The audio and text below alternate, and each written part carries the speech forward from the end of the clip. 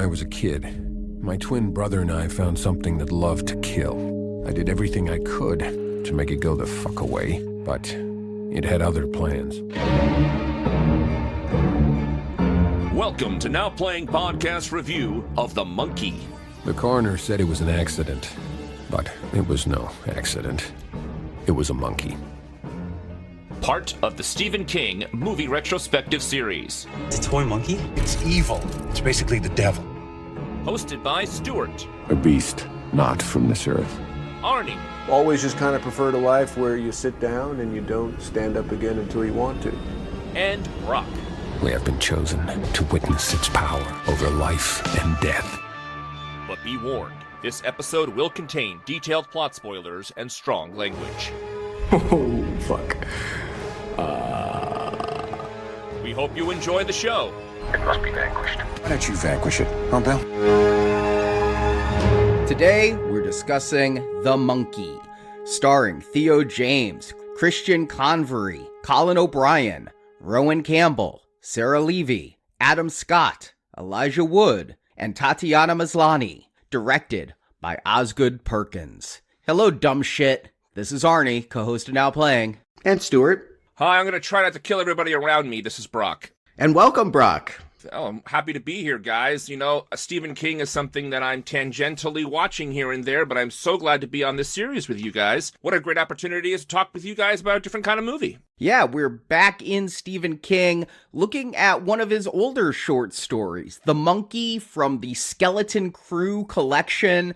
And despite the Skeleton Crew collection having The Mist as its first story, to me, The Monkey will forever be the icon because it was on the cover of the paperback edition. And right when I was getting started reading Stephen King, it was like everybody I went to school with in grade school at that year was reading Skeleton Crew. Like, between classes, I'd go into the classroom and see, like, 5, 6, 7 people all reading the same book with that monkey on the cover. Yeah, we had all grown into it, right? Stephen King was something that you saw your parents reading, and at some point you picked up the book. 1985 was when I picked up the book, and yes, Skeleton Crew was that book. That monkey was a huge selling point. It was super creepy, and I love that story. I went back and read that story. Where is that story in this movie? I reread that story as well, and it is quite different from this movie. There are brothers named Hal and Bill in the story, but they're not twins. Their mother does die because of the monkey. They go stay with Aunt Ida, and the monkey kills them. The monkey gets thrown down a well. The skeleton of that story is here. But what happened was, people have been trying to make this movie forever. It was initially optioned by Frank Darabont, who was going to do this right after The Mist, and it never happened. And, you know, any Stephen King story that the rights are out there for, somebody's going to try to make, and after it, Black Bear Pictures was really trying to get something made, and before Longlegs came out, but after the buzz of Longlegs happened, they approached Oz Perkins and said, "We have a script for The Monkey. We don't like it. We don't know quite what to do with this. Would you like to do The Monkey?" And Perkins liked Stephen King, threw out the script they had, wrote his own entire thing. Apparently the script they had was very serious, and he's like, "This is about a toy monkey. People die in insane ways. I'm an expert in that." He says both his parents died in insane headline-making ways. I mean, Osgood Perkins, son of Anthony Perkins, who famously died of AIDS, and his mother died in one of the planes on 9/11. Yep. So, Oh, yeah. I forgot that. I did know that, and I was thinking about that. And watching this movie, you really sit there and wonder what kind of mind would create a story like this that would see life in such a way as some kind of cruel joke. Yeah. Osgood Perkins, I'll just go ahead and say, I do think is one of the leading lights of horror cinema right now. He's got a pretty good track record. I've seen just about everything that he's made at this point, and I find his style really bewitching.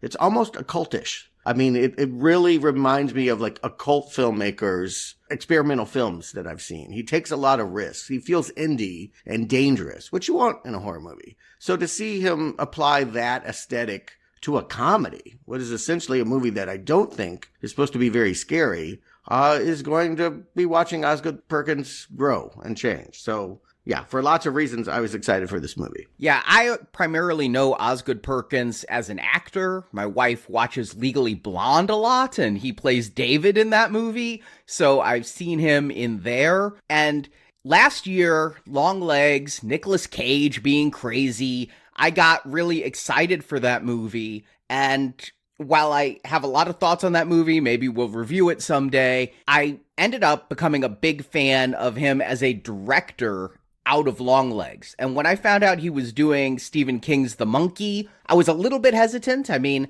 we saw Stephen King's Boogeyman, an old short story, become a movie that was not very good despite having some decent talent surrounding it. But I think I was as excited for anything Osgood Perkins does. The excitement I felt reminded me about how people felt about Robert Eggers coming into Nosferatu. People loved what Robert Eggers did in the past and just was excited for any Robert Eggers film. I'm iffy on Eggers, but I think I have that level of fandom now after Longlegs for Osgood Perkins. I need to go back and see Gretel and Hansel and his older films, but Longlegs alone made me a real big fan. I came into this completely blind. I know who he is, but I hadn't seen the movies yet. And I decided, knowing you guys knew the short story, I thought I'd come in here without knowing anything going in, right? Mm-hmm. The only hesitancy that I had about the movie, because I knew very little about it besides a monkey, is that in the past, when we have done short stories, or when I've seen short stories adapted into a movie, they have really had trouble stretching out the material for a full 90 minutes, even including children's books. But Philip K. Dick, there are other examples that we can cite that were short stories. You can always tell what was the filler they put in to pad the story of the short story. And so that was the only hesitancy I had when I was going into this movie. And we've seen that so many times with Stephen King. I mean, look at The Mangler, Children of the Corn, Graveyard Shift, where they had to go back and film an entire other subplot with Brad Dourif just to meet a runtime. I mean, so many King short stories do not have even a premise to sustain a movie. And when it gets adapted for TV, like some of those anthology shows, it works well, like the one about the typewriter word processor from the gods. But yeah, a movie based on a short story, because it was Stephen King and a short story, I did have some trepidation about this film. Yeah, and I wanted to say specifically about The Monkey, like a lot of King short stories, it's very Edgar Allan Poe, which is another way of saying it's not particularly cinematic. There's not a lot of visuals there. It's mostly about foreboding. It's mostly about a guy who has a history with a wind-up toy that when it clinks its cymbals, they've changed that for the movie, he knows death is coming. And so it kind of plays like The Telltale Heart or some of those classic stories where you're just, anticipating. You're inside the psychology of an anguished person. How do you make that a movie? Well, again, Osgood Perkins is a good person to go to. His style is very visual, and I was glad to know once I got into this movie that he was changing a lot in order to make it maybe even more an Osgood Perkins movie than it is a Stephen King movie. You brought up something interesting, Stuart. I only know these toy wind-up monkeys with the cymbals, and I was wondering why it wasn't a cymbals monkey. Is there anything in the backstory on why he changed it from cymbals to a drum? Yes, it's because of Disney. Disney had a cymbal-playing monkey in Toy Story 3, and the whole reason there was that evil monkey in Toy Story 3 is its director, Lee Unkrich, I probably pronounced that wrong, is a big Stephen King fan. And again, the cymbal-playing monkey was on the cover of all those books, so the director of Toy Story 3 put it in that movie, homaging Stephen King. But now, Walt Disney has put a copyright on the cymbal-playing evil monkey. And so the producers told Osgood, you have to change it up. So now we have a drum-playing monkey. I have to say, while the cymbals are iconic to me from the cover, the drum playing works pretty good, and I love, love, love this monkey design. There is a popcorn bucket out there that is almost full scale. It is almost 1-to-1 size with the monkey. It's probably 2/3 the size of the monkey in this. And the drum opens up, and that's where you put your popcorn. But it's got so much detail on this monkey. It's got that awesome monkey grin. It's got the one hand raised as if it's going to come down and somebody's going to die. I'm out of the popcorn bucket game. I had to have this popcorn bucket. It's an AMC exclusive. I'm like, the AMC is a 90-minute round trip for me. Do I make it? It's a $50 popcorn bucket, too. Wow. So I'm like, do I make the trip? Fortunately, they put it up on their shop. I won't get it till June, but I have this popcorn bucket coming. Dude, I go to AMC. I could have gotten this for you. I didn't know they had done that. And honestly, popcorn bucket for this movie, there were not a lot of takers. I got to say, I saw this movie twice. Once by myself on Thursday, and then I had an opportunity to hang with my niece yesterday. She loves horror movies, knew nothing about this property, and so I kind of wanted to gauge her reactions. We went on Friday night to a different theater, and I got to say, almost nobody in there either showing. Wow, this movie is doing well at the box office. It has a budget of around 10 million. It's looking at this point like it's going to make 12 to 14 million its opening weekend. So it's going to end up in the black. I went to see this twice. There was an early screening at Alamo Drafthouse. It was exclusive to Alamo. At the Alamo in San Francisco, Osgood Perkins was in attendance. And so they showed us the movie. And then after the movie was like a 30-minute Q&A with Oz. And he gave some insights into this movie and the backstory around how he made it and his inspirations. It was a really good interview. I liked it. I saw some people on Reddit saying he came off smarmy and unlikable, but I thought he really was giving a lot of insight into his process. And so I got to see this the same week Captain America Brave New World came out. I saw it on the Monday that week. And then I did go back to take notes and everything on a Thursday. The Alamo Drafthouse showing was completely sold out. I mean, it was only one showing in the entire DFW area. So, well, yeah, that's a preview audience. That's not the same thing. Yes, people will go and they're getting an exclusive weeks early, but general audiences, this is going to perform well? Yeah, again, 12 to 14 million opening weekend. When I went to see this on Thursday night at 6, it was about half full, which is pretty good. And I gotta say, both times, very lively audience, very responsive to the movie, lots of laughter. So I saw like a third full. People came in like 15 minutes late. I was really surprised, especially for a horror movie that's only 90 minutes. You want to get there on time because the premise is being set up, you know? And I was the only person laughing in the theater. It was like one of those things that the room was not getting the vibe, except for me. I had the same experience, but the interesting thing about seeing it twice is the first time I was like, oh, this thing is dying. Nobody likes this. And the second time we had reserved seats, we sat near somebody and I heard someone laughing, but it was almost like they were holding it back, like they were embarrassed to be laughing about this stuff. And it made me think, oh, people don't want to have a big belly laugh with this. They feel bad laughing at this kind of gratuitous violence in that way. Yeah, I'm really glad the second audience I went with had the laughter that the first audience did. Again, the first audience is going to be either Stephen King fans or Osgood Perkins fans who are going to go to this one sketchy-ass location of Alamo in the DFW area.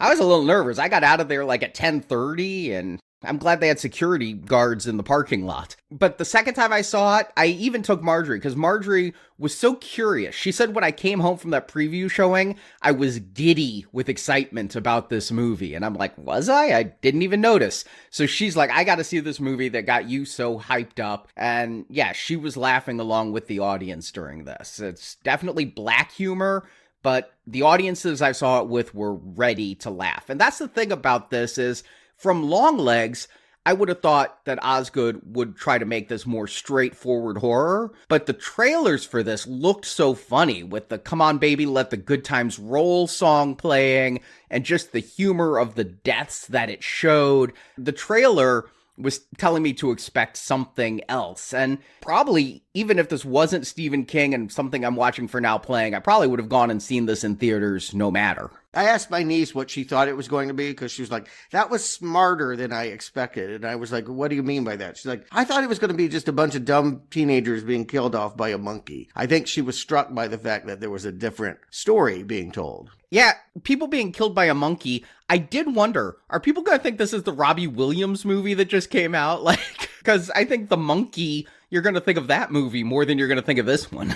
Well, I'm anxious to talk about this. Arnie, how about a plot? In 1999, nerdy Hal Shelburne and his bully twin brother Bill find a wind-up, drum-playing toy monkey among their absent dad's abandoned belongings. After winding it up, their babysitter, Annie Wilkes, dies in a hibachi grill accident. A few days later, Hal, fed up with Bill's bullying and the torment at school, winds the monkey again, hoping it will kill Bill. Instead, it causes the death of their mother, Lois, played by Tatiana Maslany. She had an aneurysm. Hal destroys the monkey, but it mysteriously reappears later in their new home with Aunt Ida and Uncle Chip. Bill tries the monkey one more time, and their Uncle Chip dies, so the two boys throw the monkey down a well. 25 years later, Hal, now an adult played by Theo James, keeps his distance from his son Petey, fearing the monkey's curse.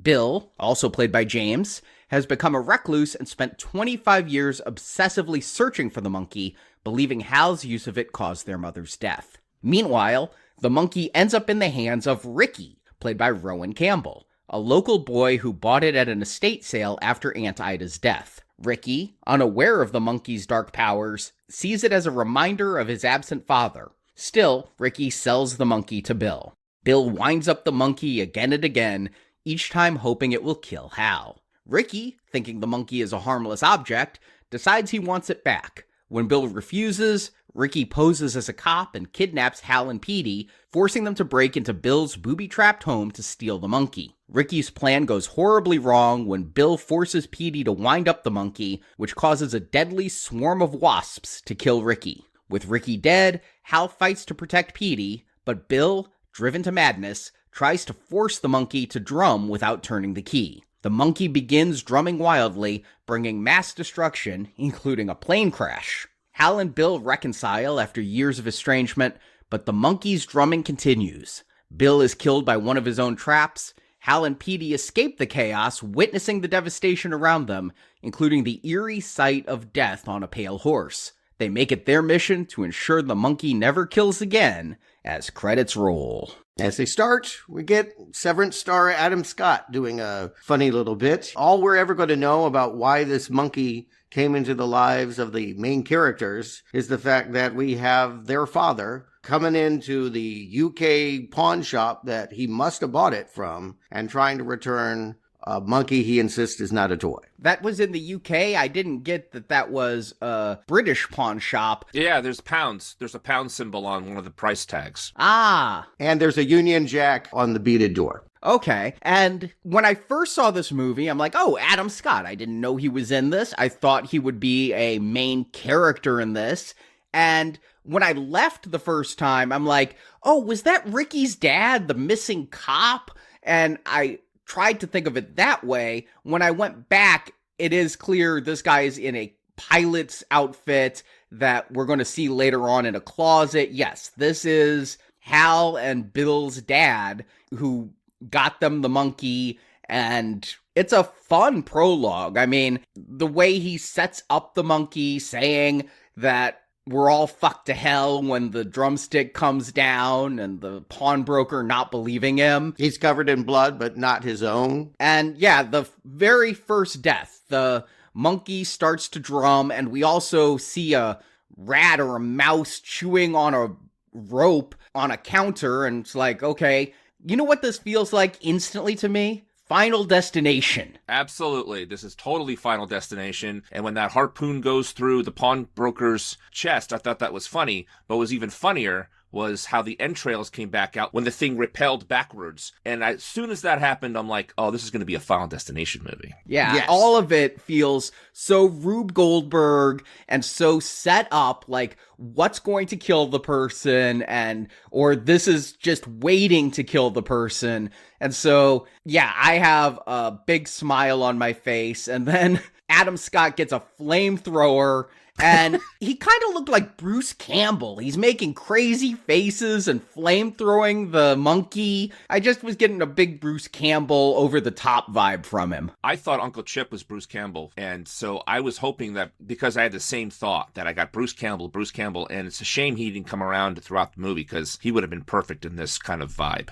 I laughed about the fact that behind him, a movie theater is playing the movie The Streaming, which is, of course, just the fact that there is not going to be any movie theaters for much longer. Everything is going to go to streaming. But brings up an interesting point. When is this happening? We're going to see a title that says 1999, but everything in here is very 80s. I had the same problem. I had no idea what the timeline was. I thought 70s, people's costumes, people's hair. And when they said 1999, because I had wrote down, oh, it's a period movie. And then all of a sudden, 1999, I'm like, no. It's kind of like they almost like the studio said, you got to tell us when this is. And then 25 years later, I mean, none of this made sense for the timeline that they tried to set up. I felt the exact same way. Even though it said 1999, it didn't feel like 99. There's no mentions of the internet. There's nothing modern about that. And then when we come to modern day, there's one shot of an iPhone and one shot of a kid wearing AirPods, but that's it. And in his interview after the film, Perkins said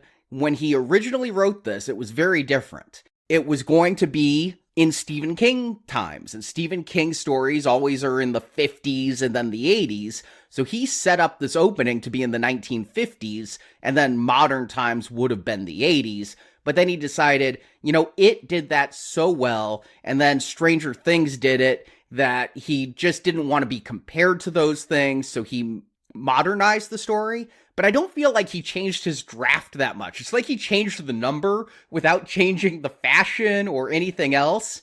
And what he also said is this prologue. I mean, the first 30 minutes of this movie take place in 1999.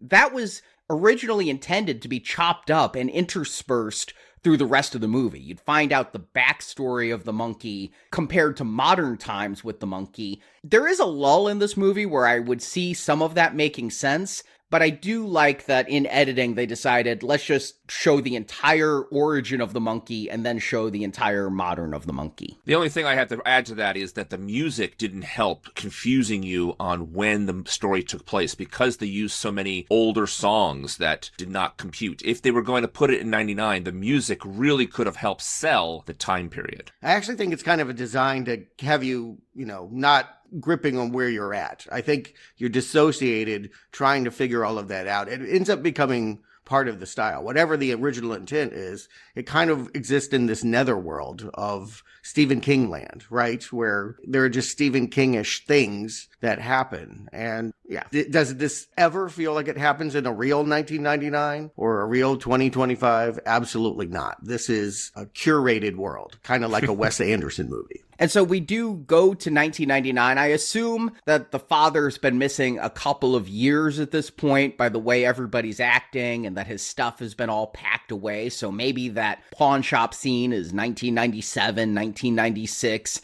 And we're introduced to kids Bill and Hal, and I gotta give a shout out to the effects of this movie, because I thought it was played by real twins. I thought that these were two kids who just were pretty close looking, but I didn't even think that they looked identical. The hairstyles are so different and everything. I thought that these were two young actors, but it's one. It's Christian Convery playing both roles, Hal and Bill. They don't do the Parent Trap thing. There's rarely a shot where you see them both on screen at the same time. If they are, usually there's a focus in which that one is very blurry. So they're not really trying to make that happen, but I agree. You end up forgetting that it's the same actor. And I did look. Yeah, it is two different kids. They have a very different personality style. We will see Bill very much is the older brother. He ate more of the placenta, and he is dominating and bullying his younger brother, who wears glasses and is meeker and more withdrawn. You might say, as usually when movies are about twins, it's two halves of the same person. But whatever it is, we see two brothers that really don't get along very well. And now they have to go through their father's things. I guess the dad is dead, or they've decided he's not coming back. Lois, the mom played by Tatiana Maslany, says their dad went for cigarettes and never came back, which is literally what happened to Stephen King, is his dad said, I'm going for cigarettes and never came back. So I think that's a bit of an in-joke, but I don't think they know he's dead. They don't know what happened to their dad. And Lois implies that he went off with stewardesses and never flew her anywhere despite being a pilot, just brought her back stupid items that they've shoved in a closet. So I thought, after the movie, I was thinking about this. I think the dad abandoned his family to keep them safe. Maybe. Right? Because that's what the movie is telling us later on. So yeah, maybe I'm helping the movie. That's the impression I got, but only afterwards. I would say the way that Adam Scott plays it is he seems too womanizing and too into the hedonism to really be thinking too much about his boys. It feels like this closet full of souvenirs is almost an afterthought. I go and have my sexual dalliances all over the world, and then I go buy a boomerang or a bonsai tree, and that's the way that my family is good with what I'm doing. But I do agree, there is a curse. I think that's one of the first things said in voiceover is I'm not sure that every dad passes a secret horror to their kids. This is a story about fathers and sons, and maybe the curse of their relationship. And you say these twins seem like two halves of the same person. That's what Osgood Perkins says, is he was thinking about his relationship with his parents or his absent parents when making this, but he didn't base these brothers off him and his brother. He based this off of him and himself. So the two sides of himself.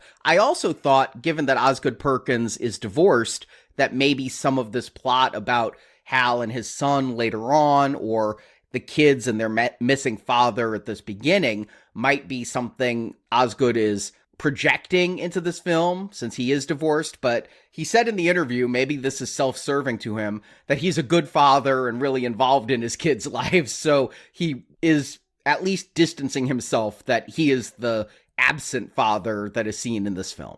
But we get these twins and the mother, and it is kind of fun. They pull out the monkey from that closet, and it took me my second viewing. It looks like a hat box, which is the big circular box, and it says on it, organ grinder monkey. And you always think of monkeys with those old organ grinders from the 20s or whenever they'd be. Like accordions. Yeah, playing their music. But here, I think they're actually saying it's going to grind up your organs. It's a pun. No, absolutely. I mean, this is the big old metaphor of this movie. It's not like life. It is life. And these kids are right at the age where they realize the adult world is not as fun as the childhood world, right? That life is kind of brutal. And this is what I mean about the outlook. Like, not everyone's going to hold this opinion about reality. But for Osgood Perkins, maybe Stephen King, the world is really dark and you want to hold on to your childhood as long as you can. And this monkey is the last vestige. It's the last toy you play with before you realize, yeah, life is going to grind you up. It's Hal's last toy. Bill, being the few minutes older brother, is already past toys. He's far more interested in the nude women playing cards that he finds. And it's just kind of a funny joke. He grabs the nude playing cards, then tells his brother, don't come in our room. Because he's going to come in our room. Later, the mom's going to make a joke about finding a crusty sock. I have a question. You guys saw it twice. When they pull the monkey out of the hat box, I think I missed a shot. Did they insert the key in the back, or was the key already in the back of the monkey? I believe they put it in. The only reason I ask is because I was thinking the whole time, if you just pull the key out, the monkey can't work. And they talk about it later on in the movie, that maybe that's why the monkey stopped killing people, because the key was removed. Because I was just thinking about this, like, did I miss a shot? They do wind it up. I'm not sure whether it was in the box or not, but they make the choice. It is Bill who tries to see what it's going to do, and when it's broken, okay, well, then my stupid, dumb shit brother can have it. Yeah, I do love when you wind up the monkey, its lips are articulated, so it looks happy to be used. It's got fangs in the front, little incisors like a vampire, so it looks deadly. And then the drumstick spins. It's just kind of a fun little way that it comes together and plays that stupid tune like a circus.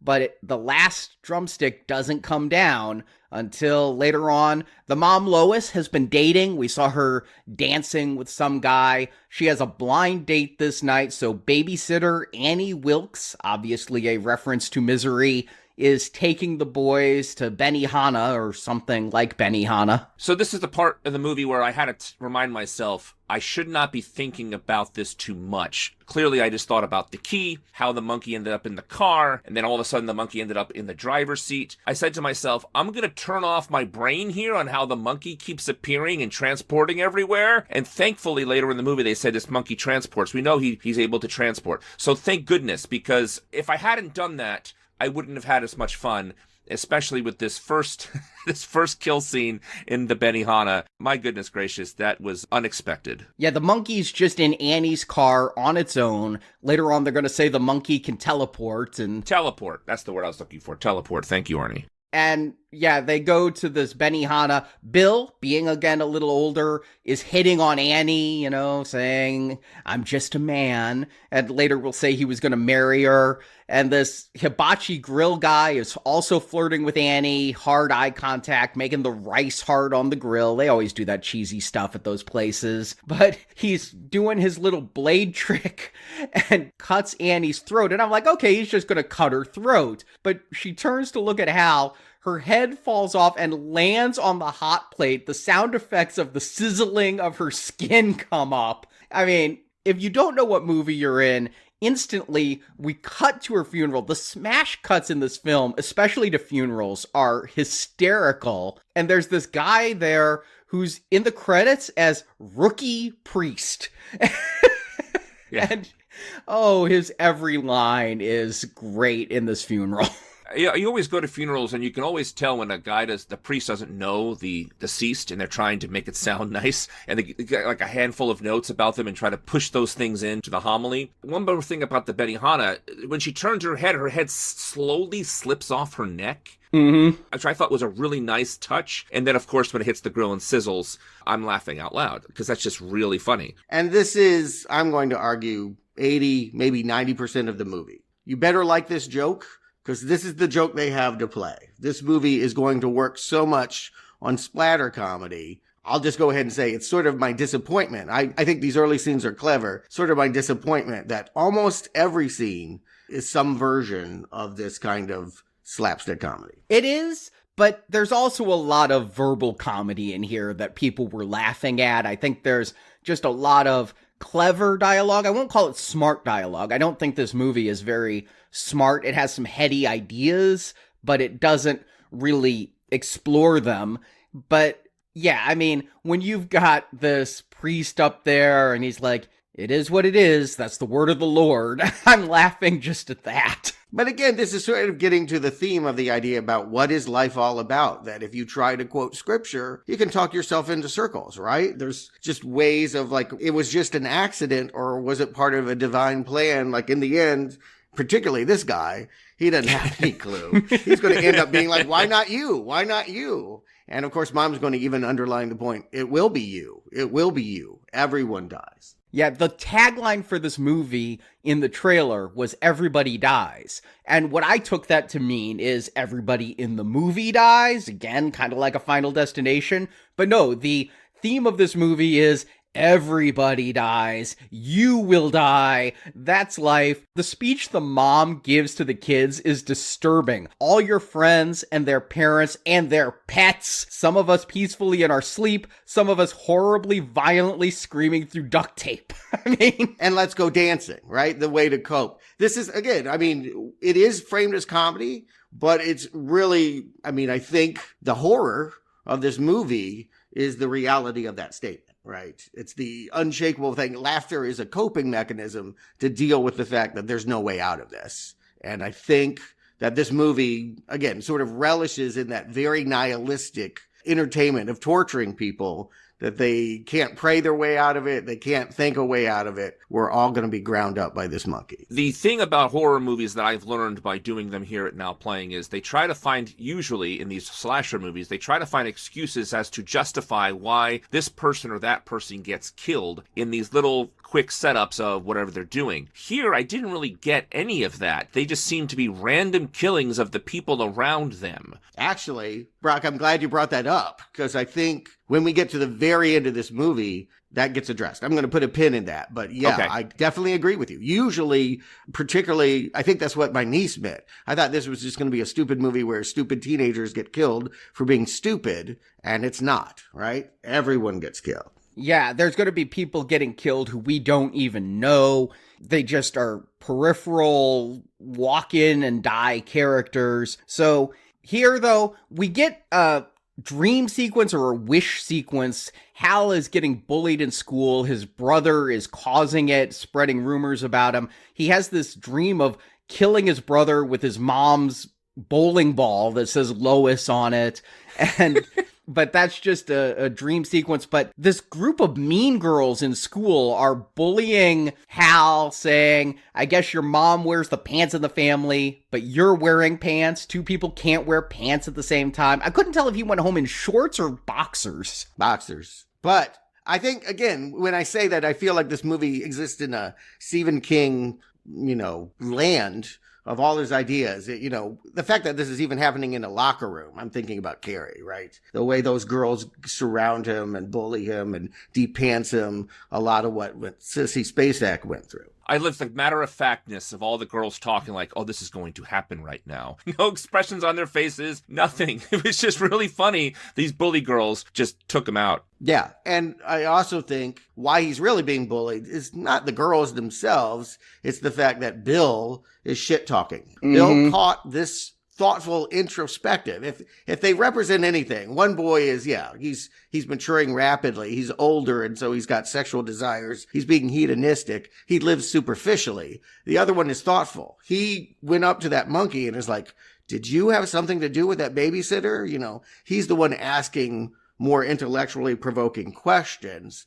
And because he stops and thinks, Bill bullies him. Oh, you must love that monkey. He turns it into a lewd joke about sucking on a banana. And sure enough, the next bullying, hazing moment is the girl smearing bananas all over him. Yeah, in that sex ed class, just, little things about how the penis becomes sensitive. And then the Asian girl yells that Hal's jerking his monkey.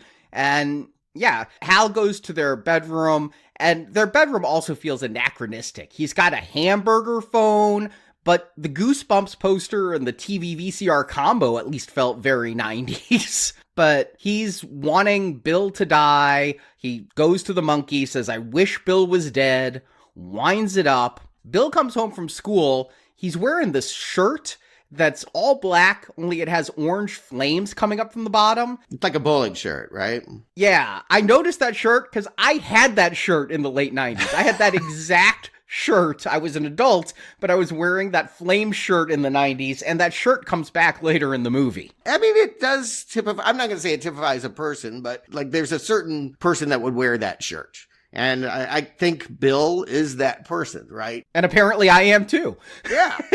I mean, I agree. I think we could probably say that Hal is little Stuart and Bill is little Arnie. I definitely felt comparisons in that you were a little bit older. I will eat your placenta, bitch. Yeah, exactly.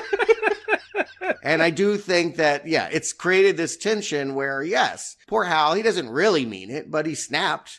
And he's gotten to the point of, I don't want to be bullied. And just as Carrie reacted and ended up hurting people, we have Hal turning that key, acting on his suspicions. If I think this thing killed the babysitter, then maybe it can kill Bill. And of course, it boomerangs back on him. I didn't understand how the boy made the connection between the monkey deaths and so early. He's smart. That's why. And talking to the monkey and like almost taunting the monkey about what he's doing. He's the smart one. And he reads Goosebumps. And I think some of it is just psychic. I think Hal has a psychic connection with this monkey because as an adult, when the monkey's nowhere near him, he will hear the monkey's music like in his head, like psychically, and know that monkey is about to play the drums even before he sees it. To piggyback on this movie's metaphors, some people live their whole life and don't ask the big questions about what is the meaning of life. And then some people at very early ages, it clicks for them, particularly after seeing a gruesome death, that, hey,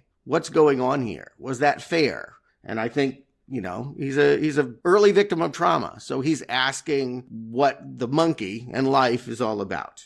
And here he's going to lose his mom. Yeah, Tatiana Maslany, I mean, call it out, she was She-Hulk, as well as in Orphan Black. She's also going to be one of the stars of Oz's next movie, so to see her here go out so early, I didn't expect that. The way she has an aneurysm and like blood is dripping down her face and her eyes go bloodshot when Bill finds her in the kitchen. Again, playing it for laughs, they didn't have to do that, right? Yeah, this one was the only death I didn't like. I felt bad for the characters. I liked this character of the mother a lot. She made me laugh earlier. So this is the only time I was like, oh, that's a shame. And how they took her out, too, was like, I think a little more muted than the other wacky deaths, you know, because she's such an important character in these guys' lives. Yeah. And she was, you know, the one that really put the fine point on it, that, you know, death is the big unifier here. I'm going to die too. They just thought that they would have more time. Now what's going to happen to them?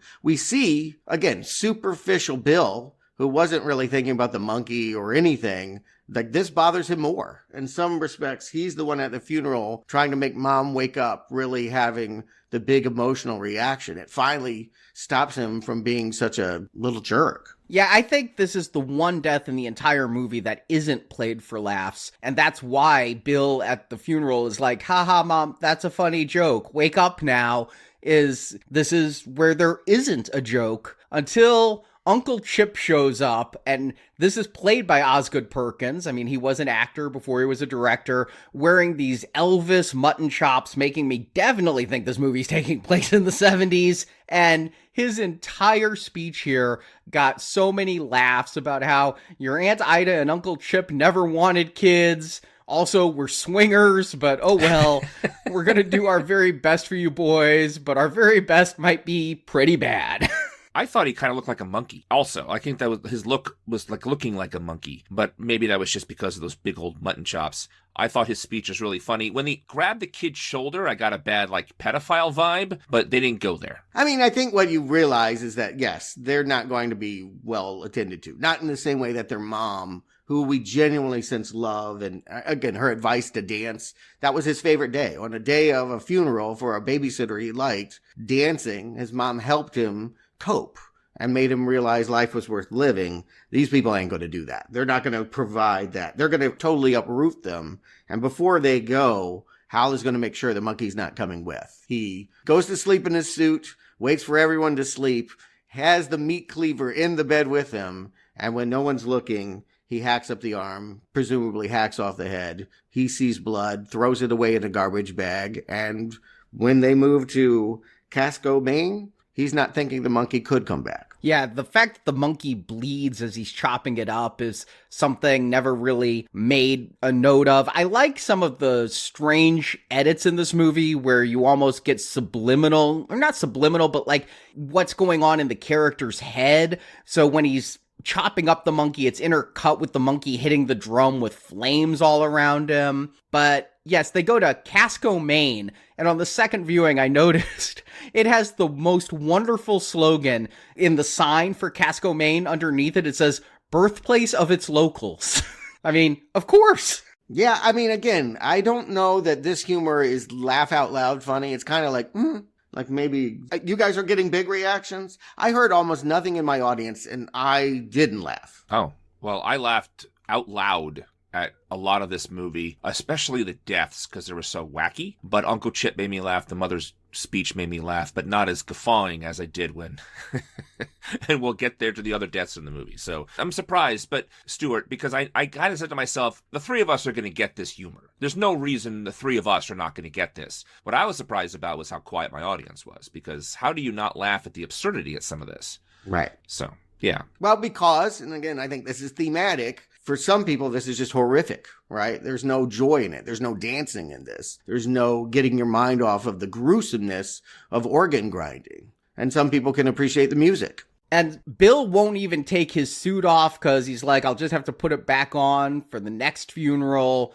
We're going to get a shot of Aunt Ida. She's trying. She's making the boys cocoa. And we get a close-up of the gas stove, kind of Chekhov's gas stove that's going to come back only in 5 minutes. There's so much of that. There are so many little tucking away eggs. Again, it's the joy I see of this director when people are holding up pamphlets for skydiving weddings, that he just is like, ha, you're not going to be thinking about it when I drop that on you later. And I think that's just, the gift and the genius of Osgood Perkins. If you like that, I guess all I'm saying is I do like it. And I really do find this visually and, thematically stimulating. The humor, which I feel like is new for Oz, is a little bit, I don't know, in your face, a little bit obvious. It wears me down, honestly. I feel like it becomes less funny as the movie goes on. I'll agree with that. It definitely starts to lose its humor. I think some of the later jokes, in trying to up the stakes, don't necessarily work as well as some of these early ones.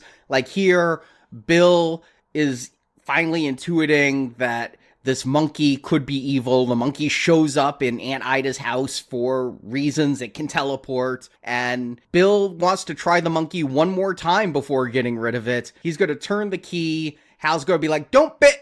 Cut right to Carl's funeral picture. And because we've started every funeral with the photo of the person, it's just the third time's the joke, right? That's how the pattern usually goes with telling jokes, is you have 2 setups and then the punchline, and Chip's the punchline. Yeah, it's interesting that Bill is slower on the uptake. He was first coming out, and again, he's always, trying to be the guy, be the focal point.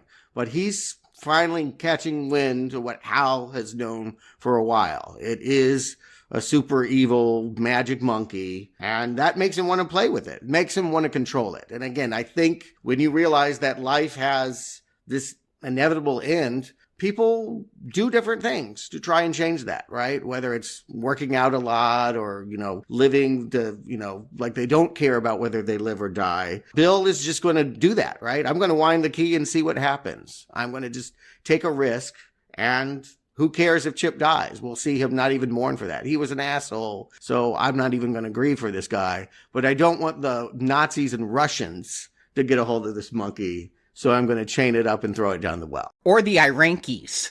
Yeah. Again, yeah, Bill is the kind of slower one, right? He's not worldly, he's not thoughtful, but even he can see the danger. And for him, it's about, protecting us from a Russian Nazi Iranki threat. But yeah, they toss the monkey down a well, and we're going to get that voiceover.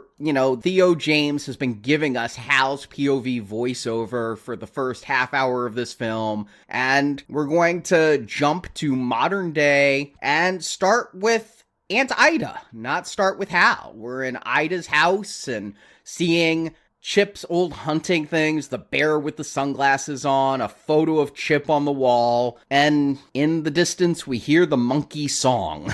Yeah, it's her time to go, and what a way to go. I think she dies 3 deaths here, at least. Yeah, they keep on teasing it like a Final Destination movie with the fishing lures, first on her face, and then her head bursts into flames. And she runs around like the Headless Horseman, threw her house out the door. It was so absurd. Again, if you think about it too much, it doesn't make a lot of sense. I don't understand why 25 years went by. If the monkey can teleport, how it didn't get out of the well sooner. So I had to turn my brain off again at this point to just go with the movie. Some of the logic here is hard for me, but then again, when you have a flaming head of a person running out the door and then getting stabbed by a real estate sign in her face to actually kill her, it's just Final Destination funny. But I think the theme of this movie is there is no logic to life. There is no God. There is no creator. It's just a machine that has been wound up, and people get ground up whenever they get ground up. And so, again, if you assume that everything is an accident, that's what they're ultimately going to say about everything. Everything that happens is an accident. Then yes, the monkey has no rhymes and rules. It can teleport. It can be wherever. It can wait 26 years. It can then kill 5 people in a day. You're not going to hold it to your logical principles. It's life. And I do like that. I think they've set up why her head goes up so fast is she's using rubbing alcohol on her face because it got stuck with all those lures. So her face is covered in flammable alcohol and she goes to the gas stove, and that's why she goes up like the Human Torch there. And then she's running around. It was in the trailer to see this person running around with their head on fire, but I still laughed. Especially, yes, Final Destination running right into that for sale sign. And now we finally catch up with Hal, and Hal is going to say he's lost all contact with everybody. He stays away from everyone because he's been afraid of the monkey for 25 years. I laughed. My niece, after the movie was over, she was like, which Franco brother was that playing that part? Yeah, totally. And I'm like, well, actually none of the above, but I get what she meant. It's a part perfect for James Franco. It has all of his sensibilities. And yes, I do think that Theo James is probably not a well-known figure. He was in the second season of White Lotus is where I know him. He was in that kids series, Insurgent, Divergent, Detergent, whatever it was. I got a Franco vibe too as soon as he comes on the screen, and then I quickly realized you couldn't get Franco or something, you got him, but Dave Franco could have done this too. Oh, yeah. A passing resemblance to the Francos. The person who I kept thinking of him was James Marsden. I think they have kind of a physical resemblance here. And yeah, I've never watched White Lotus or anything. This is the first thing I've ever noticed Theo James in. I haven't watched Divergent, but I think he's good here. And he's reading this book, Fatherhood Part 7 by Elijah Wood. We're going to get a joke that it got a bigger laugh from my audience than from me, his boss, Dwayne. His answer to everything is, shit, man, that sucks. I think we've had that kind of boss before. Yeah, and he's also like, 10 or 15 years younger than Hal, which is also the joke. Mm-hmm. You know, he's vaping the whole time. I love this character. Very, very funny. Or to frame another way, why is Hal doing this? After 25 years that he's a clerk at a grocery store, it's almost like no time has passed at all. Life just happened to him. He didn't make any choices. He just suddenly is a father. We never get a love story about how he met that woman. All of the parts of life that a normal movie might celebrate have been completely removed because, again, it wants to keep focus on the starkness. He's stuck in a rut. He has no meaningful human connection except once a year he gets a week with his biological son. This year, it's going to be the last week. I can go with believing Aunt Ida's going to die running her head into a for sale sign. I can believe that Uncle Chip is going to look like cherry pie after being killed in a stampede of 67 wild horses. What I can't believe in this whole movie, my suspension of disbelief can't go to Hal, who has become an isolationist for 25 years, had a relationship long enough to father a child. But I mean, he's a really good looking guy. Like, again, in a normal movie, he'd be the guy in the rom-com, right? Like, we would see so much about the courtship and the flirting and all of that. That is not the outlook of this movie. Like, there's very little dancing and there's a whole lot of organ grinding in this outlook. Also, he didn't tell his wife about the monkey because I got the impression that they didn't get married, Arnie. I thought he was just, so if they did fall in love and they had a kid and then he decided to leave like his dad did, she would have been told about the monkey, I would have to think. But there you go. Yeah. For whatever reason, again, they also just like absurdist humor in this movie. But yes, he's going to leave. He's going to ask for a week off from this grocery store to drive to what looks like Stephen King's mansion, right? Like this opulent Maine castle where his son is waiting and where the author of the fatherhood book he was reading is going to gloat, I stole your power. Yeah, Hal is still being bullied, only now it's by Elijah Wood, who, it just seems ironic. Elijah Wood is such a slight man to have him bully you and challenge you to arm wrestling and saying, I stole your power, and that he's the leading expert in the field. Yeah. It's just, I thought for sure we were setting up Elijah Wood for a grisly death here. He just is so unlikable. You'd think that the monkey would kill Ted, but he never does. Well, he'll die, but again, the movie's point is everyone dies. But yes, it's not going to be justice for Hal. We're not going to have the monkey ever working on behalf of what Hal wants. I think that's typically what any monkey movie would have been, right? It plays on your secret fantasies. You shouldn't want people to die, but you do, and the monkey's going to clap and they die, and then you feel bad about it. Guilt, again, those psychological Poe ideas that were sort of in the story. But no, this monkey don't dance to nobody's tune. Takes no requests. Yeah, I always got the monkey confused with the monkey's paw. And the monkey's paw is the you want this and here's the ironic result of wanting it. This monkey is just going to do what this monkey does. And especially in the short story, you could say, is the monkey killing people? Or is the monkey merely clapping its cymbals when someone dies and it's coincidental? You know, it's not a harbinger, but a marker of somebody dying. Here, though, yes, the monkey's going to play the drums. Somebody's going to die. But let's go to an amusement park instead. I've got a week. I'm going to take him to Hell Heaven. Horror heaven. Yeah, horror heaven. I think the point is, and it's drilled in here a lot, is that even when we try to have fun, it's laced with death, right? Like, why do we get on roller coasters and simulate dying in a terrible way and then smile and laugh and say, that was fun? And they're going to have a weird relationship, Hal and Petey. Petey knows about the adoption. He knows this is going to be probably his last weekend with Hal. Hal doesn't necessarily want Petey out of his life. He wants to be with the boy. He thinks he's helping the boy, saving the boy from the familial curse of the monkey by staying away. But Ted and the person credited only as Petey's mom want Hal out of their life once Ted formalizes the adoption. But Petey's working on a family tree thing. He's going to ask a lot of probing questions of Hal, and Hal's going to not feel comfortable with the answer. And when asked, do you have any siblings? He's going to be like, no, I'm an only child. After 25 years, you probably would feel that way, right? They haven't been in communication for, I think, 9. And so, yes, he is hoping, just like the monkey's out of his life, Bill's out of his life, that's going to change on this trip. And that's because we cut away, we go back to that farmhouse, and a character that I thought was Bill, but actually is a character named Ricky that has long hair and is a skater, is coming up to the estate sale. He had a cartoon look to him, too, with his hair over his eyes so you can't see it. I kept thinking about David Kelly in The Warriors. I don't know. Oh. All he needed to do was put the bottles on his fingers and clank. I was thinking he had a very much of a Crispin Glover look. That too. Crispin Glover also would do crazy hairstyles, and I think it's the Charlie's Angels films. He'd have the bangs that come over his eyes. But this actor is one we've seen before. This is Rowan Campbell. He was in Halloween Ends as everybody's fan favorite character, Corey. Yeah. Oh.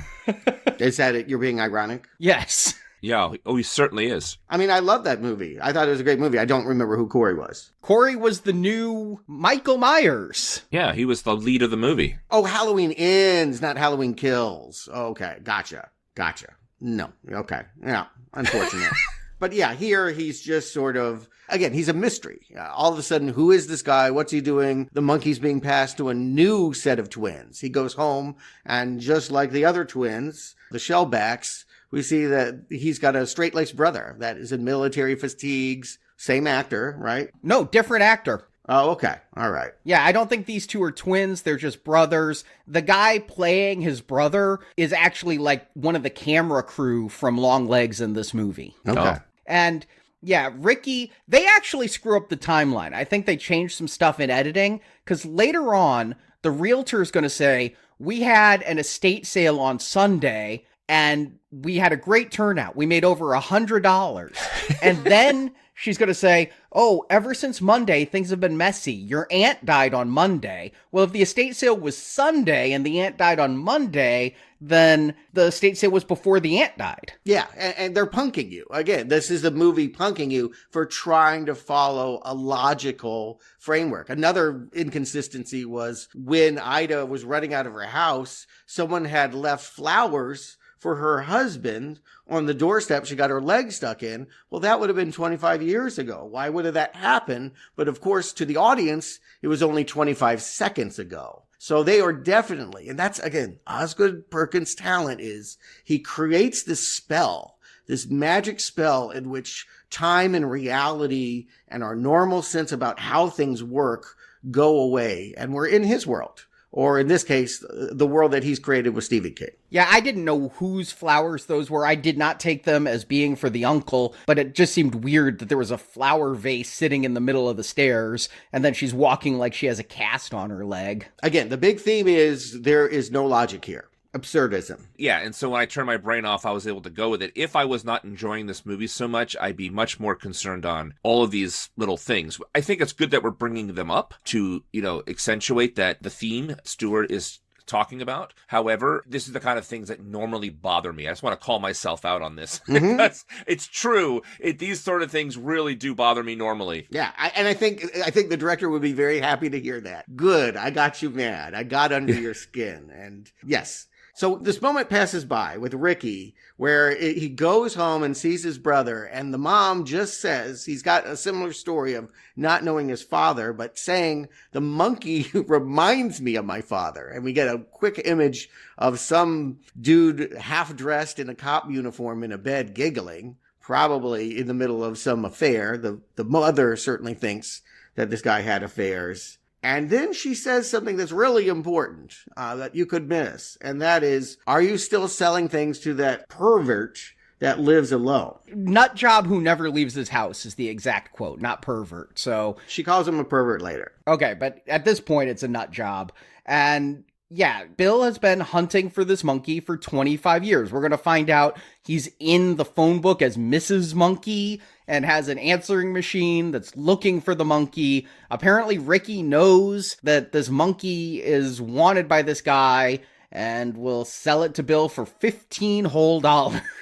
Yeah. But that you miss that because most of what's happening in Act 2 is this father-son relationship at sleazy motels. I think you could kind of miss how Ricky has played a role in providing the monkey when Bill is calling his brother and saying, you got to go check out the house. He already has that monkey. Right. He's trying to get his brother there so he can find out where he is and try to kill him. Mm-hmm. Yeah. And what happens is Petey and Hal are in their first motel of several, and Hal has a dream of the monkey throwing him down the well and the monkey chopping him up, the stuff he did to the monkey. He wakes up, the room's too hot, he goes to the thermostat, it says hi. I wondered if that was the monkey saying hi to Hal. It is, of course. Of course it is. Yeah. Oh, absolutely. And later there'll be a fortune cookie that has the same hi in it. That is, again, lots of those jokes and Easter eggs tucked in all of this. Yes, life is going to creep in here. Yeah, and Bill is going to creep in this moment. And again, Hal has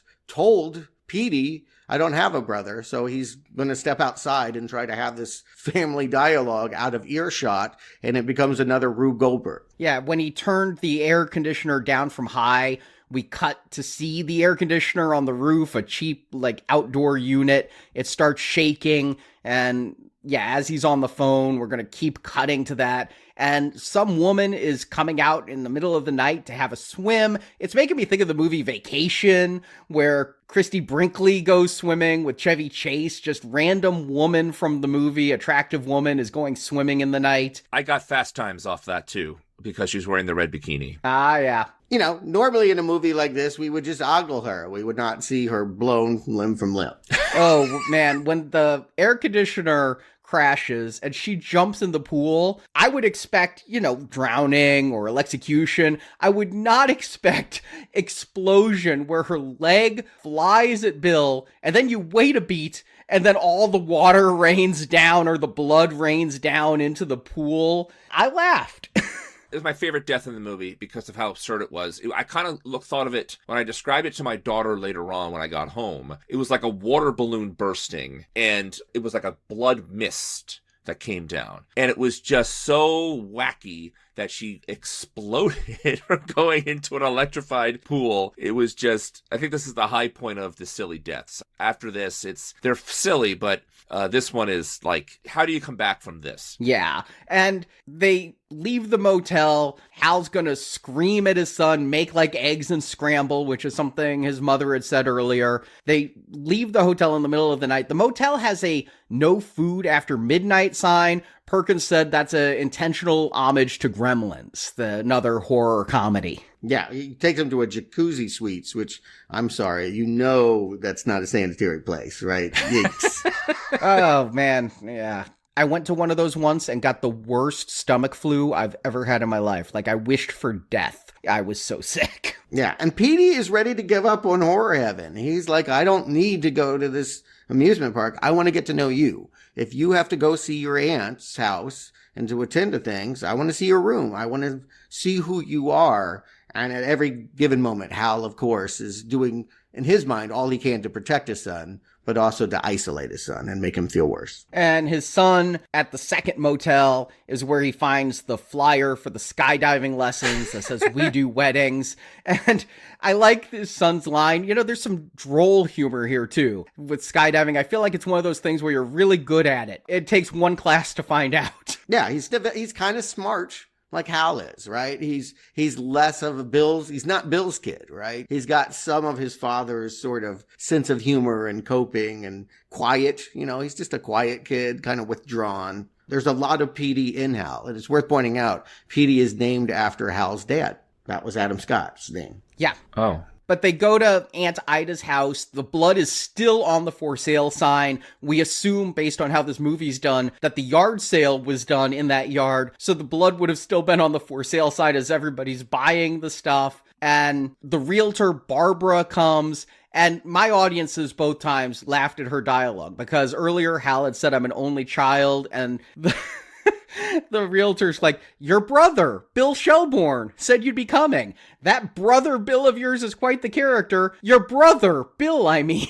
And just Petey's reaction to all of that. Yeah, I mean, obviously this is betrayal. With every emphasis of your brother Bill, Petey is angrier and angrier that Hal lied to him for no discernible reason. He doesn't know that Bill is dangerous. And also, there's just stupid humor, like the realtor wants to give this teenage boy a business card. He's like, "I don't buy and sell a lot of houses." Yeah, joke on realtors, I suppose. Yeah. She's a lady in red. She's got a red car. She's got red lipstick on, red dress. We know she's going to be splattered red by the end of this scene, but that's kind of the fun, the buildup of her going through closets and jiggling on doors. We know it's coming. We know the monkey. We're going to hear even the song. And I think Petey, even though he's got earbuds in, hears the song too. We see him downstairs kind of like cock his head like, I'm like Hal. I have this connection. I understand how life works. And Barbara, the realtor, is going to give this chronology. Osgood Perkins was asked by the audience, was there anything you had to cut out from this movie for the MPAA? And what Perkins said is, no, actually, after we were done, we went back and added more kills. And I'm wondering if this little montage of death that Barbara is espousing are the adding of more kills. But we get to see, like, on Tuesday, Mitch McDonald was killed. His head is under a lawnmower. I wondered if that was kind of an homage to Lawnmower Man. I mean, admittedly, that story is about a naked man eating grass, but a lawnmower death made me think Lawnmower Man. And this guy who looks kind of like John Goodman is just drinking his beer while blood is raining on him. I think there was a lawnmower death in Maximum Overdrive too, it seems to me. Yeah, I think there was. But yes, I do think there are lots of King references all over this place. And yes, that's Mitch McDonald, not Mitch McConnell. Just clarifying there. But I thought I heard him McConnell for a second. Yeah, every day of the week. And multiple people. We only see a few. But cappuccino machines are melting people's faces. A cobra's popping out of a golf hole. Yeah. It was great. And they call it out, like, how many cobras are in Maine? Like, it was just really... Yeah. Yeah, and the guy getting steam on his face, I really, when I was seeing this movie, thought that was Chris Cuomo, the news reporter, but it turns out that was Scott Nicholson, another actor from Succession. I haven't watched Succession, I know I need to get to it, but then the lady with the snake, Nancy Rizzoli, that was Sarah in the Crow Stairway to Heaven TV series that I binged not too long ago. So he's pulling people who've worked to just do these little cameos. Guns don't kill people, people kill people, or at least in this case, a shotgun kills our realtor. She gets that door open. Bam. I think this was in the trailer. I think I knew that it was coming. Yeah, the shotgun coming down and Hal covered in blood was in the trailer. In the trailer, they intercut a shot of the monkey, and it makes you think in the trailer that monkey is in the closet with the shotgun. But obviously, Bill has the monkey at this point. The fact that the gun seems to fire by accident, but they have that sign, guns don't kill people, people kill people, means a person wound the monkey, and that's why this happened. And it is another funny death. Anytime Hal gets covered in blood, I'm laughing, and then he spits a finger out, it got in his mouth. Yeah, she blew up like the woman in the pool. Like, it was really a big splatterfest. And again, here's another example. This kind of reminds me of like a Looney Tunes, because there's a little bit of a cartoon going on, like a sick cartoon, like when the ironing board would come out of a door, because none of us had ironing boards indoors when we were growing up, but whatever, that was a staple of cartoons. Here, the shotgun falls down just like that and shoots the realtor. Yeah, and we're going to see even his boss later. Just as a throwaway scene, the oh shit man boss is going to try to get some vape juice out of a machine and step on a rake, like it hits him in the face and he swallows his vaping stick and dies. Yeah, that was funny because later on we're going to be told that like 27% of people when they die say oh shit or holy shit, and here this guy says shit man that sucks, which is his whole line. And it seemed like a Three Stooges or Bugs Bunny joke that you step on a rake and get hit in the face with the stick, but I loved the honestly cheesy makeup effects of his distended throat showing the vape in it. It's like a makeup effect you'd see in the 80s. It was reminding me for some reason of Dream Child and all the latex effects they did back then. Yeah, it's very, what would the word I would use? I would say over the top, but yes, Looney Tunes is a good expression of that. It is cartoonish. And I don't know. I feel like we've had the joke a lot. I'm wanting things to change. I'm grateful when Hal realizes that, yes, Bill has the monkey and all of this is his doing. And we actually get a POV shift. We've had the voiceover be Hal this whole time. We're finally going to hear from Bill and what he's been doing for this 25 years. Yeah, I like this. I think they did a good job of separating the look of Hal and Bill. Bill has very different hair and looks a little paler. You know, he's just been holed up as basically a recluse for 25 years. But we see that he realized while they were throwing the monkey down the well that Hal had wound it up, and that's what killed their mom. He went back to the well as a child, and the monkey was gone, but the key was there. But he's been obsessing about the monkey. Big laugh when he's at a strip club and the stripper has a monkey head.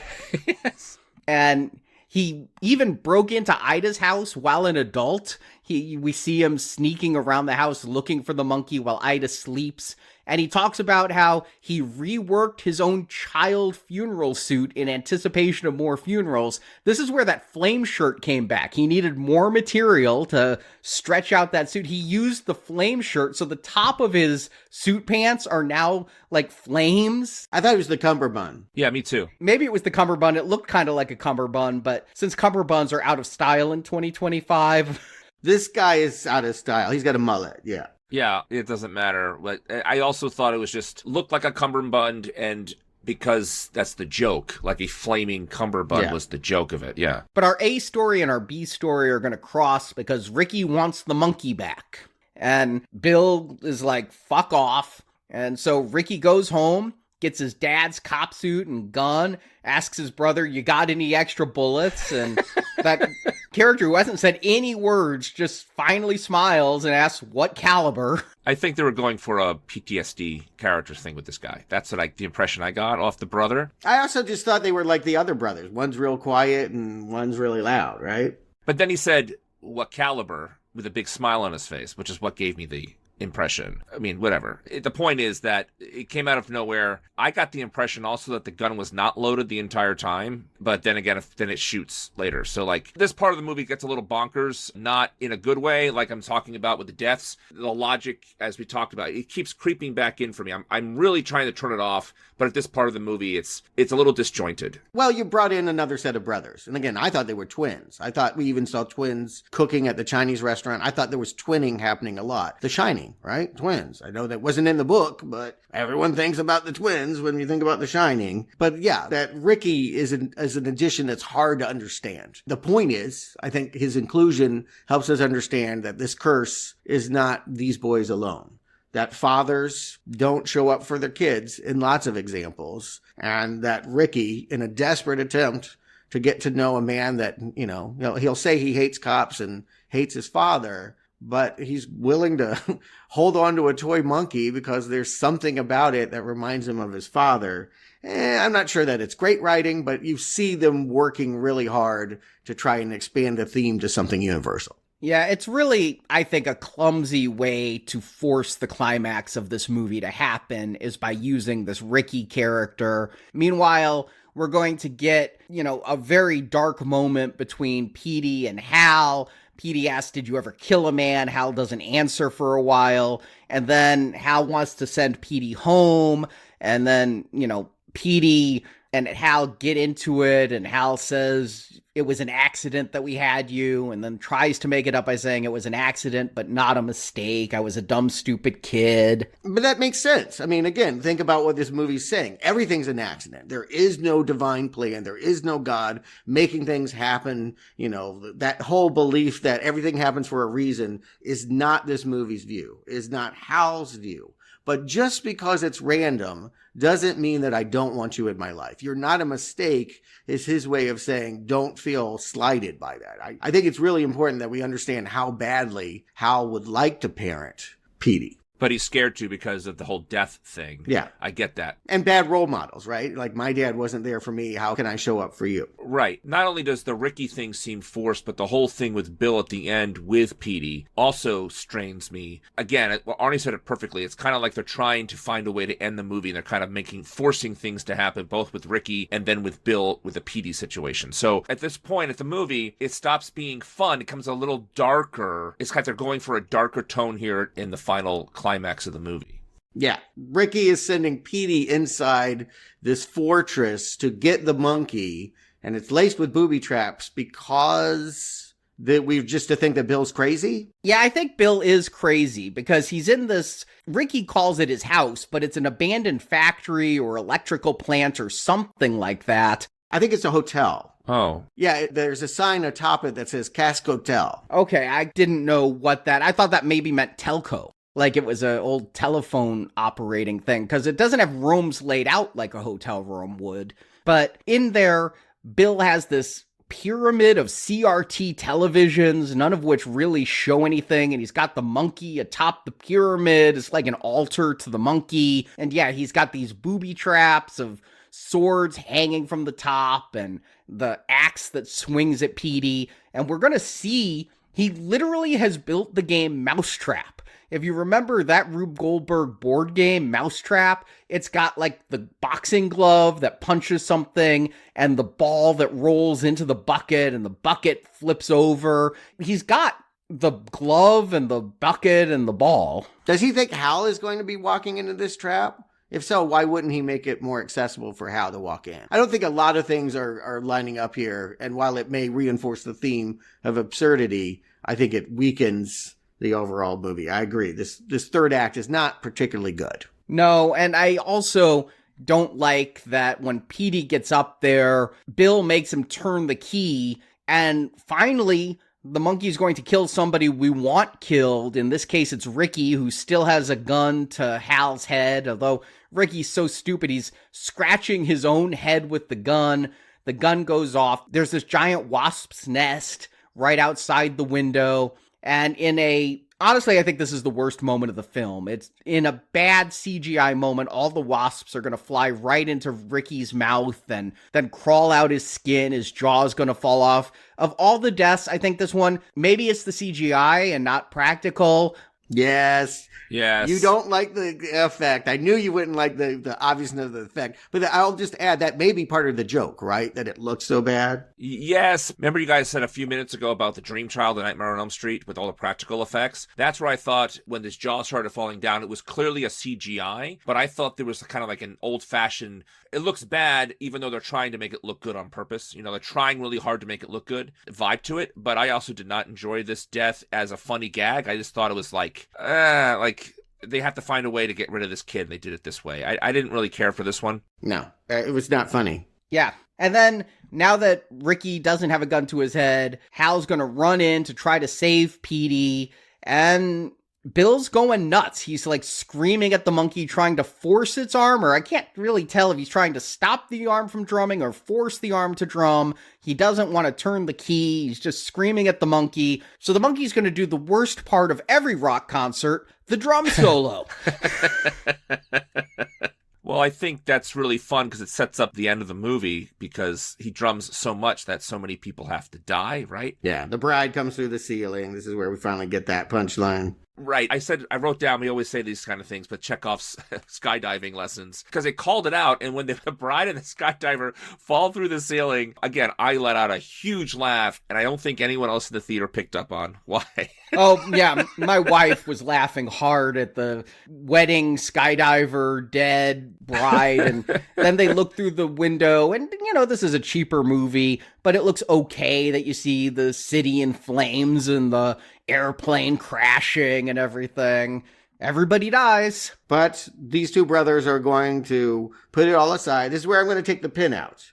Again, Brock, you were saying earlier about the morality of people dying and all of that. And what I hear Hal say is, nobody deserves what happens to us. Every human being we should feel bad for because death is cruel. We don't deserve to be ground up by the monkey. It's an anger at God. Yeah, the two brothers are going to reconcile. We were told earlier, though, that Bill's the kind of guy who will go to shake your hand and then whip his hand back through his hair. They're going to do that twice here. The first one got a laugh from my audience the first time. And then the second one, people were like, all right, we get it. And Bill's going to stand up, and the monkey has more drumming in him. One of those booby traps that he set up, the one with it makes no sense, but the mouse trap, the bowling ball of Lotus is going to fall into a cannon and shoot off Bill's head, fulfilling Hal's fantasy where he wanted to use that exact bowling ball to kill Bill by dropping it on his head as a child. Two sides of the same coin, right? Like, that's what they're getting at. They really are one person. The only thing I found really funny about this death, though, and I noticed it the second time, is where the bowling ball embeds in the wall, parts of Bill's face are around it. Like, you can see ears on both sides of the bowling ball, and an eyeball drops off. It just kind of splats. There's a lot of that in this movie. I agree. It's another one. But I want to applaud the movie because it's been so wacky the whole time that I never once questioned why they have a cannon and why it's loaded and why it works. It's just like, again, it's totally like an Acme Wile E. Coyote kind of contraption. And it, of course, just like in Wile E. Coyote, it does not work as intended. But, a circus cannon, because the circus grinder monkey kind of thing. Whatever. At this point, I thought it was really funny that the bowling ball killed his brother, so I'll go along with how they get it to work. And everyone's dying. This is the entire world. I feel like this might be a little bit mist, right? There's a lot of smoke. It's not a mist per se, but everything is on fire. So there's a heavy smoke and ash all over the place as they're driving through. Oh, I loved the woman with the baby carriage on fire. That was bleak as fuck. I laughed so hard. Yeah. But this is where Hal and Petey are just going to make a commitment to each other and the monkey. If this is what life is, we'll just accept it. We can keep going. We'll stay together and we'll hold on to this thing tight. Yeah, prevent anyone else from turning the key. If the monkey's going to end up in somebody's hands, we will make it our family's legacy. The curse of the monkey is to keep this thing and make sure it doesn't fall into anybody else. Can't let the Irankis get it. There were some cheerleaders cheering when they brought the realtor's body out of the farmhouse. They make a return appearance here. After Death walks by the intersection, a school bus of the cheerleaders, I guess they get clipped by a semi, and we get some more beheadings because we haven't had enough. Well, no, I think that's the capper, right? Death walks by on a horse, like clippity-cloppity with the smoke, and the father and the son see Death just walk past casually, like with a sad look on his face. And then the capper, that at the end of every horror movie, you have to have like one last one. The cheerleaders getting decapitated en masse was like the capper joke and the button on the movie, which I thought was a fun way to go, especially because it's so random. See, I take this all very seriously, believe it or not. I think the cheerleaders outside when the reels are coming out, I was thinking, this is like the culture that listens to true crime podcasts, isn't it? Like, those are the people who would be out there like, they're bringing the body out, yay! And then when Hal and Petey agree that they're going to take the monkey there, they've referenced that passage, I saw a pale man on a pale horse, and that man was death. Hal said it earlier, then Bill said it later. And now that they're accepting of death is going to come to them, and Hal has to kind of like nod and say, yes, I see you, Death. And we're just going to have this monkey, and the fact that death will be part of our lives. You know, it's the final acceptance, the stages of grief, right? You know, denial and all of that. It ends with acceptance. And so death personified is accepted by Hal. But what I take the cheerleader's death is yes, it's a funny joke. I remember being told as a kid, don't stick your arm out of the school bus window because it could get chopped off. And the cheerleaders are all cheering outside of the school bus window. So that old adage is happening. But I think death took the cheerleaders. Death wasn't going to leave alone. And the monkey wasn't drumming. Even without the monkey, everybody dies. That is, I think, the ending most people will see. But if you are in theaters, if you are watching this movie now, they decided to throw in for an extra perk. If you stay through the credits, you'll hear a little bit of the monkey song. I think you hear Dwayne say, "That sucks, man." But then you also get a teaser. Osgood Perkins is on a roll. It's 3 movies in an 18-month period. He had Longlegs last summer, Monkey in February, and this October, he's got Keeper. And all we get is sort of an ominous POV of a lot of women from all different time periods looking lovingly at the camera and then turning in disgust and then blood and screaming. So see you in October if you're an Osgood Perkins fan. I will be seeing that. I didn't stay the second time. When I saw this in the preview screening, they did not have that. They did have the "that sucks, man" at the end of the credits, I think.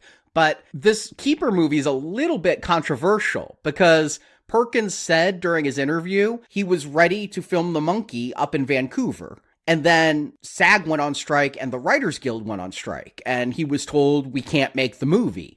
And he's like, well, I'm a filmmaker. I need to be making film. And so he found a Canadian writer who wasn't in SAG. And then he found a bunch of Canadian actors who weren't in the Actors Guild. And he said he didn't write a word because he's in the Screenwriters Guild. And so he doesn't want to get fined. But he worked with basically non-union people to make this film during the strike. And then when the strike ended, he went into The Monkey. I don't know how Tatiana Maslany was able to be in Keeper. I would think she'd be in the Screen Actors Guild. But people are calling Perkins a scab for making an entire film during a strike. They take that very seriously. I'm very surprised the people of note were in this movie, maybe because this was filmed back-to-back before the story came out, Arnie, is why they got named actors in this one. But you're saying that Tatiana Maslany is also in the other one. So it's very curious to me. I do know from my actor friends, anytime there's a strike, you do not work regardless if you're in the union or not. You just gotta be loyal to the union and the actors who are all that kind of stuff. So I'm really surprised to hear you say that. And I wouldn't be surprised if this keeps coming back to haunt him. Just like the monkey. Just like the monkey. So, Brock, Stuart, do you recommend The Monkey? Brock. Yeah, I do. I had a really good time with this because it's like a Final Destination movie. I think the movie sets you up for what it's going to be. I think at times it doesn't make a lot of sense if you think about it too hard. And then, again, as I mentioned earlier, I tried really hard not to think about it so hard because I was having so much fun with the wackiness. And I really do enjoy that aspect of like Final Destinations. I'll tell you, I do recommend it because when I got home and talked to my daughter about it, I said, you know how much you enjoy watching the Final Destination movies with me? She's like, yeah. I'm like, this one is perfect for you guys when you're hanging out with your friends, like a sleepover or something. Put this one on and just, if they all like Final Destination, they're going to enjoy this. So I think you guys should watch this because they're teenagers and they enjoy horror movies and they typically watch like Megan, right? I don't think a lot of her friends watch a lot of the Final Destination movies yet, but I think with the new one coming out, the new Final Destination coming out, maybe they'll all find it. I think this can be a lot of fun for a lot of people. I think the themes of the movie are a little messy. I don't think it's a perfect movie by any means, but it sets out to do what it needs to do. And hey, I thought I saw my last surfboard impalement death in Lethal Weapon 3. The fact they found a way to squeeze it in here made me roar. Some of these deaths are really wacky, really silly, and the gore, I think, is just there to accentuate just the over-the-topness. So I liked it enough. I had a good time. I laughed out loud. Recommend. Stuart. This is what I want people to do when they adapt Stephen King. Go your own way. Bring your own stories in. Take what's there, in this case, it's just a mechanical device that, portends death. And then, take it away from the stories. Stephen King has told that story enough that we don't need a faithful version. I like the fact that Osgood Perkins is here to talk about the absurdity of life and to really expand the metaphor of the monkey to really about how a child comes to terms with the carnage and the pessimism, nihilism of the adult world. To your point, Brock, the person I was with, my niece, loves Final Destination movies. And she took a pause after this movie. She was like, I liked it, but it's making me think. It's making me think that there's something more. It's not just stupid teenagers dying in creative, funny ways. And for me, that's what really works here. I think that the theme is all Osgood Perkins, and you can find it in any of his films. I think the comedy, is hit or miss. I don't know that I would want to see another one of his attempts at comedy. I think he's got a lot to learn about, shaking it up, variance, telling more than one joke. I found myself really getting tired of the splatter by the end of it. And it doesn't help that the ending, in general, is just not particularly tidy. But I did like the movie. I am going to recommend the movie. It's just not particularly strong. For the Stephen King retrospective, it's damn strong. In terms of a horror comedy, it's no Evil Dead 2. And I think it's clear that this film comes with a strong recommendation from me. It's an unexpected gem that I can't stop thinking about. Going in, I wasn't sure what to expect. Like I said, Longlegs set me up for pure horror, but the trailers for this leaned heavily on comedy. But from the early frames, it was clear this was going to be a madcap, Grand Guignol style dark humor extravaganza, and damn does it work. I honestly can't remember the last time I laughed this much at a film, and that includes a lot of comedies that I've watched. And what's even more impressive is this is a movie that tackles the weighty subject of accepting and dealing with death, and it does so with a surprising level of grace and humor. I mean, not to get too heavy here, but I've personally been wrestling with the inevitability of death lately. This brought it front and center, and yet I was smiling the whole time. I think it's incredible how this movie manages to hit on hard truths about death while keeping the tone lighthearted. It never shies away from the fact that everyone dies, something people don't like to think about, but it delivers this truth in a way that makes you laugh, all while making you also realize one day you're going to be rotting underground.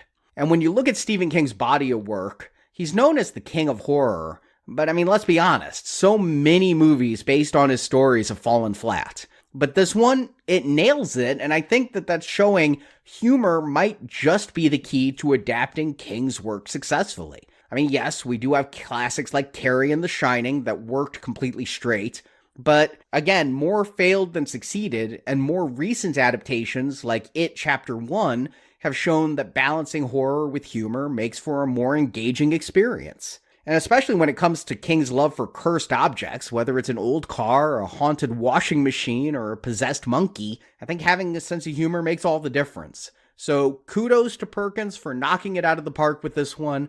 I'm really glad to see it doing well at the box office. I have a feeling this little monkey will bang its drum for years to come, and its haunting rictus smile will become a horror icon. Wow, that's quite an endorsement. If this movie does well, it could get a sequel. I'm very hesitant about... Why not just leave this one alone? Like, let this be a one-off. It won't be Osgood Perkins. Let me put it that way. He's done. I think he said what he's got to say with this. And if they want to have a Final Destination movie with a monkey, go to town. Yeah. Also, I was thinking of Happy Death Day, too, a lot with this. Yeah. Yeah. Which they unfortunately made a sequel to. And I think if they follow this up, maybe they'd bring Perkins and James together again to do another King's short story. But I don't think they do another monkey story. That would be my hope anyway. You mean together? Yeah. Yeah. So like they do a monkey sequel, but the two people that were heavily involved in this one would take a back seat. No, I'm saying they wouldn't do a monkey sequel. They just do a different King movie as a successor to this. You know, like an anthology of King stories, not more monkey stories. And the next Stephen King movie coming out in theaters, we're not covering because it is from a recent short story collection. We're going to take a pass. That will be The Life of Chuck this summer. But we're not covering it because, we're going to stick to our guns. If we get to new Stephen King this year, it'll be because, we get to Dreamcatcher, or because The Long Walk, which apparently has been shot, will see the light of day. It's been showing in preview screenings. I actually know one of our listeners has seen it, and he's given me his early impressions. He calls it Mark Hamill's best work since Star Wars. Okay. All right. That's an endorsement. Meaning he's better than the Joker in the Batman cartoons. That's pretty much it. Okay. Or Cockknocker in Jay and Silent Bob Strike Back. But no, next week we are going back to board games. We're going to stick with horror on the main feed.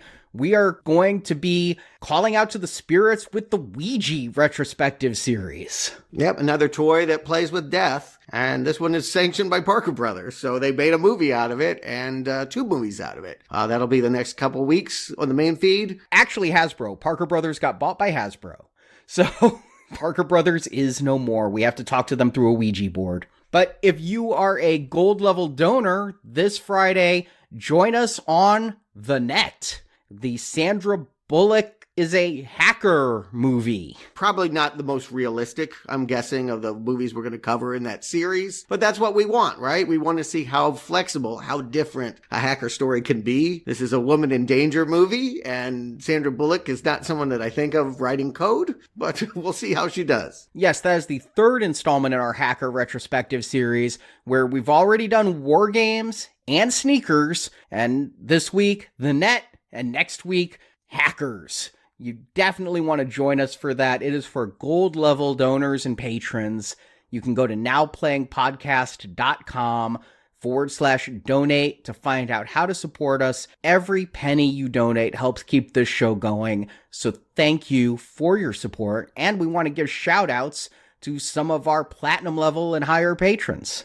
Yep. Thanks to Chris Galvin, William Hurt, Daniel McNally, Corey J. Davidson, George P., Braden Boldman, Merle Hughes, Tim Tracy, Cram G. Draw, A.T. White, Nafe Williams, Lucas Dosher, Lee Addison, Lee Drag, Jeffrey Gaudreau, Martin D. Hibbets, G. La Torre Yates, Anek Hossack, Jeremy Mills, Sean O'Keefe, Eileen Rivero, Ryan Brusk, Michael Windsor, Joe Black, Chris Hargrave, Lucy Rodriguez, Chris Harris, Gerard Lavelle, Timothy Graham, Simon Brennan, and Alejandro Avila. Don't forget Dale Winters, Tom Ward, Sean Burgess, Julian Lewis, Vajda Bader, Don Andrus, Darker Hue Studios, Kent Lyons, Andrew Doran, Mark Burns, Trevor Harrison, Jeff Wade, Comic Fan 96, ZBGB, 1111, Bastion Roman Peter, Grand Canyon,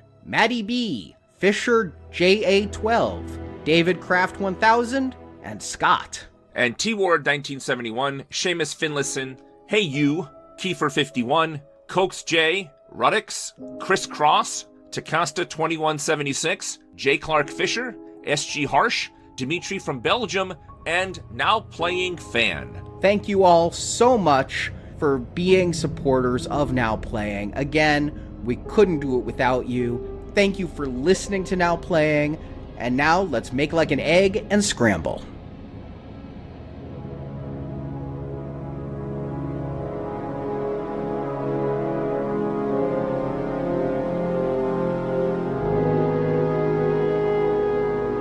It is what it is. It is what it is. The word of the Lord. Thank you for listening to this episode of Now Playing, and we hope you've enjoyed the show. And I want you to know we're going to do our very best with you boys. It's just that our very best might be pretty bad. Come back to NowPlayingPodcast.com to hear our reviews of other Stephen King movies, such as Carrie, The Shining, Children of the Corn, Cujo, and dozens more in our archive section.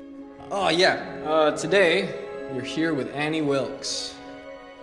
Also on our site, hear reviews of other films such as Maniac, The Texas Chainsaw Massacre, A Nightmare on Elm Street, Saw, Riddick, Friday the 13th, the Avengers films, Star Trek, and more. Find hundreds of movie review podcasts at nowplayingpodcast.com and come back each week for another new movie review. For the longest time, there was nothing. But then, it appeared. Support from listeners like you help keep Now Playing operating. Everything okay there? Yeah, everything's fine. You can find a link to donate using PayPal at nowplayingpodcast.com. Smiting the ones who deserved it, the ones who didn't, and everyone in between. You can also help out Now Playing by leaving us a 5-star review on iTunes. A link to Now Playing's iTunes listing can be found at nowplayingpodcast.com. Whoever controls it controls life and death. Now Playing Podcast is produced by Arnie Carvalho. Is there a divine plan? Sure, maybe. Associate produced by Jason Latham. Hello, brother. Now Playing is edited by Heath and Arnie. It's a goddamn mess in there. It's like that restaurant, Spaghetti City. The film discussed in this podcast is the property of its respective copyright holders, and no infringement is intended. And those deaths are really fucked up. The opinions expressed on Now Playing are those of the individual hosts and may not reflect the opinion of Venganza Media Incorporated. Gone by accident. Or rather, in an accident, because, there's no accidents. Now Playing is a Venganza Media production, copyright 2025, all rights reserved, and no part of this show may be reproduced, repurposed, or redistributed without the written permission of Venganza Media Incorporated. Everybody dies, and that's life.